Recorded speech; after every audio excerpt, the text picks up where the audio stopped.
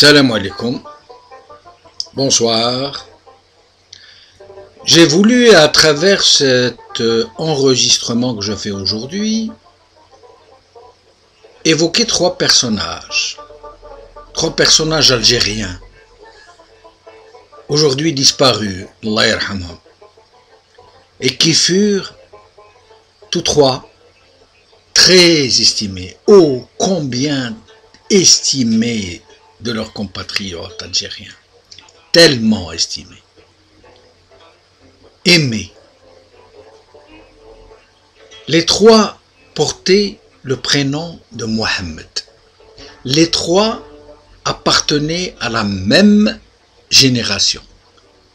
Et les trois ont été enterrés loin de la mère patrie qu'ils ont tellement aimé, qu'ils ont tant aimé. Il s'agit de Mohamed Dhib, Mohamed Arkoun et Mohamed Khalouat, plus connu sous son nom artistique de Cheikh El-Hasnaoui. Mohamed Dhib fut un immense écrivain. Louis Aragon a dit de lui, je cite, « Cet homme d'un pays qui n'a rien à voir avec les arbres de ma fenêtre parle avec les mots de Villon et de Peggy. » Fin de citation. Jean Desjeux en a dit ceci, je cite, « C'est l'écrivain de la précision dans les termes, de la retenue, de la réflexion. L'air qu'il fait entendre sur son clavecin est une musique intérieure qui parle au cœur. Écrivant en français, sans complexe et assumant sa double culture, l'auteur ne se livre pas purement et simplement au lecteur.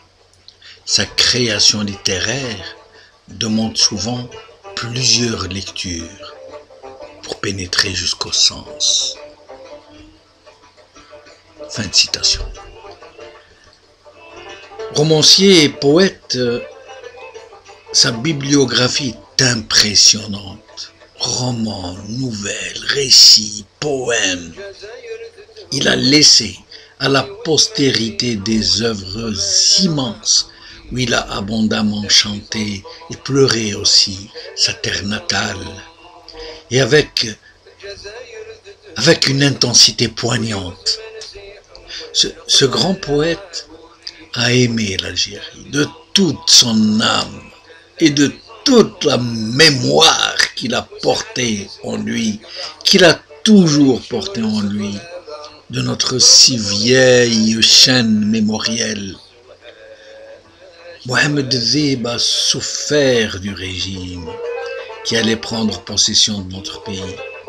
Il en a souffert.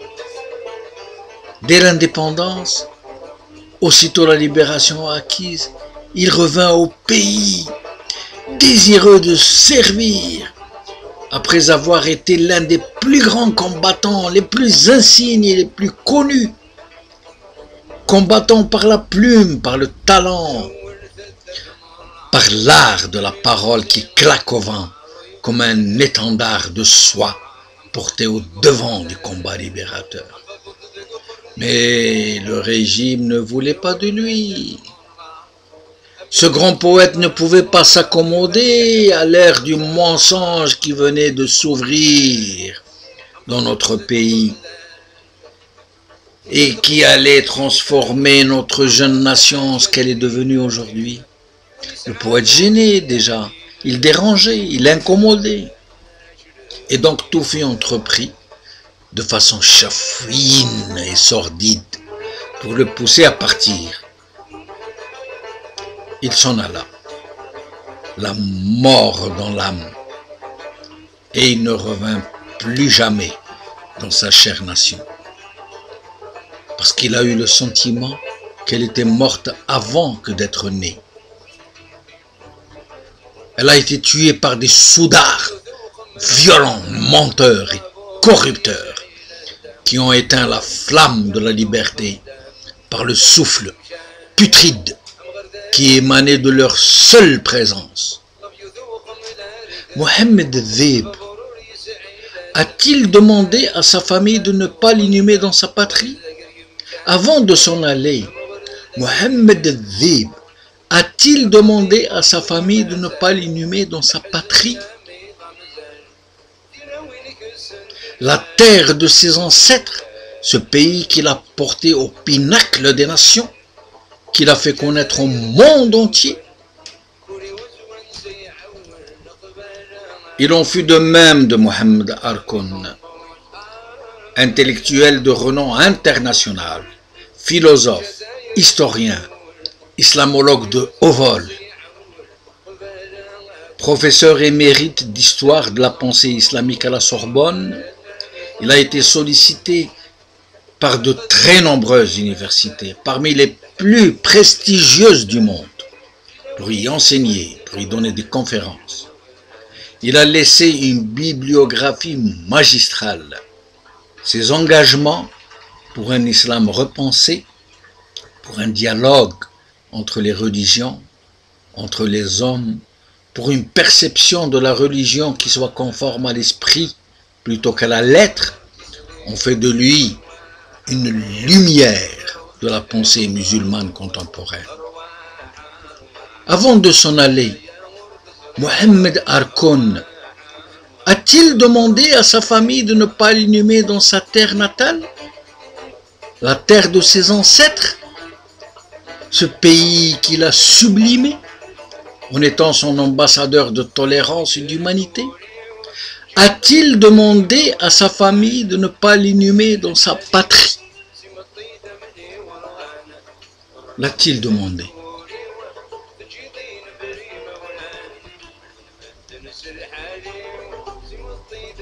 Cheikh El-Hasnaoui, chanteur de Shabi Kabyle, fut un chantre de l'exil. Ses chansons accompagnaient les moments difficiles de presque tous les émigrés algériens, même ceux qui ne comprenaient pas le berbère. Cheikh El-Hasnaoui a chanté l'amertume des jours et des nuits, passé loin des siens à se morfondre. Dans ces pays de brume, de nostalgie et de froid, à se morfondre. Loin du chaud pays qui palpite dans les cœurs éplorés. Cheikh El-Hasnaoui fut la lumière chaleureuse et le chant émouvant qui a permis à tant de nos compatriotes de ne pas sombrer dans la décrépitude, de ne pas oublier leur doux pays. Il a tellement aimé ce pays et il l'a chanté avec des accents qui arrachent le cœur. Pourtant, aujourd'hui, il repose sur une terre lointaine, dans l'île de la Réunion, à l'autre bout du monde. Avant de s'en aller, Cheikh El-Hasnaoui a-t-il demandé à son épouse de ne pas l'inhumer dans sa terre natale, la terre de ses ancêtres, ce pays qu'il a sublimé par des chants et des pleurs? A-t-il demandé à sa famille de ne pas l'inhumer dans sa patrie?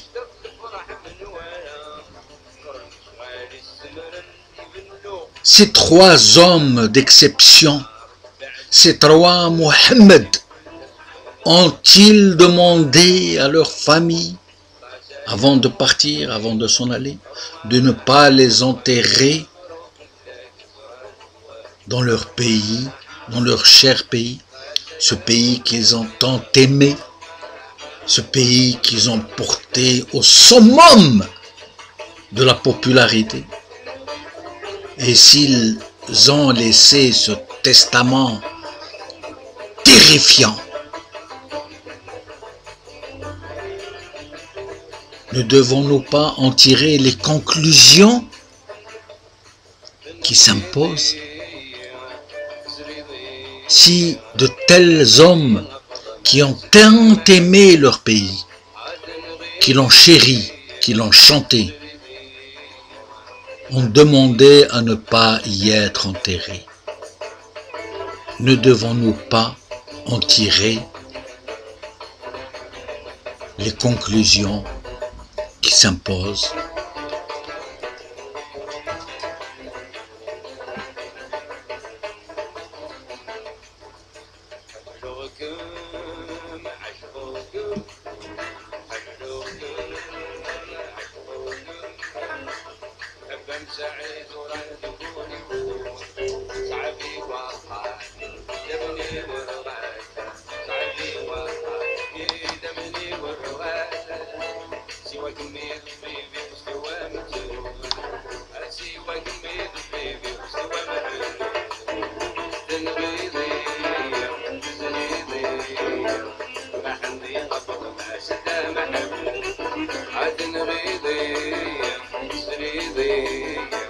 ما عندي غفر ما شد محبوب